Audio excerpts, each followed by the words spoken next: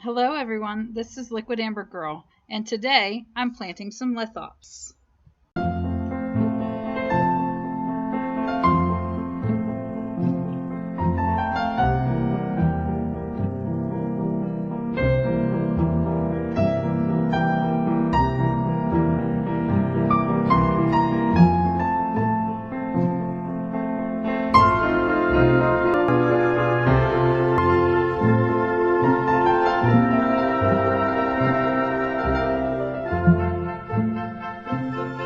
Liquid Amber Girl Gardening.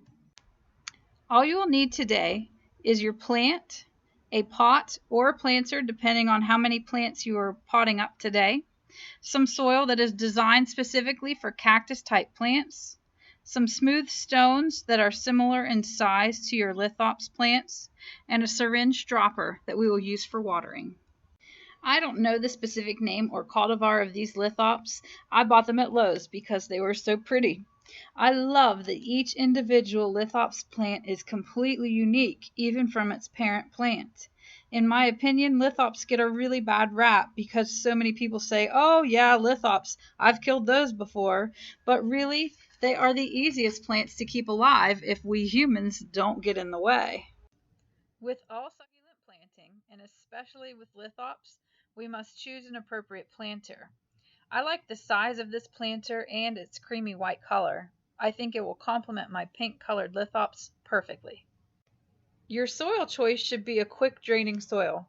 I use Miracle Grow potting mix for cactus, palm, and citrus. You can use any brand you want as long as it is a fast draining type. Fill your pot, leaving half an inch of space from the top of the soil to the rim of the pot. With regular plants, I usually leave 1 to 2 inches of space, but with lithops, we will not need that much space because we won't be giving them large amounts of water. It also makes the lithops more visible if they are a shorter variety. The lithops I am planting are only about 1 inch tall. Next, I want to take just a moment to clean up my lithops. I'm removing the excess dirt and making sure to remove any dead tissues that might be around the base of the plants. Use your fingers to dig a hole a bit wider than the root ball of your lithops and about the same depth. Place your lithops into the soil and fill in around its root ball. Pat the soil gently around the plant. At this point, if you wish, you can stop. I actually do have some lithops in pots that don't have rocks or pebbles around them.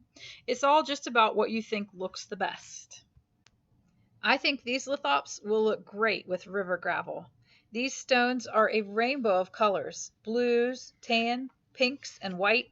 I think they'll really complement my pink lithops. Just keep adding your stones and move them around until you have them arranged the way you like. Keep in mind that looking like rocks is lithops' protection from predators who would otherwise eat them for their water content.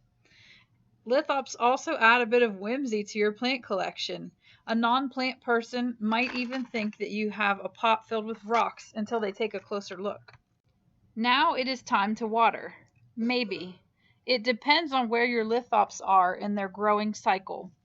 Look carefully at your lithops. Do they look like these with almost no split between the two lobes? Or are the lobes beginning to open like this? If your living rocks are yawning open with a new plant growing up through, you must not give them water. The newly emerging plant must take all of its moisture from the original plant until those two lobes are nothing but crispy, dried up tissue. And this may be a long process, several months even. But don't worry, you are not hurting your plant by not giving it water. In fact, giving it water at this stage would harm it by throwing off the plant's cycle of regeneration and causing it to become deformed or even to rot and die. Now that I've scared you away from ever watering your lithops, let me tell you how you can water them when they need it.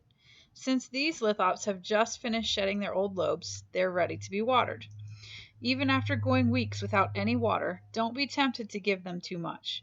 Lithops have evolved with very greedy roots that will take up all available water, even if it's not needed. And if this happens, the lobes will become so swollen that they will actually burst and rot. Instead, just give them enough water to dampen the soil. I use this large syringe that I bought at my grocery store. It keeps the water directed right where I want it at their roots and prevents me from any temptation of overwatering because it's a set amount of water. Last step is finding the perfect spot in your home for your new planter. Enjoy! I hope this video was helpful. Feel free to ask any questions in the comments section below. You can follow me on Facebook, YouTube, Twitter, and Instagram. I'll see you next week.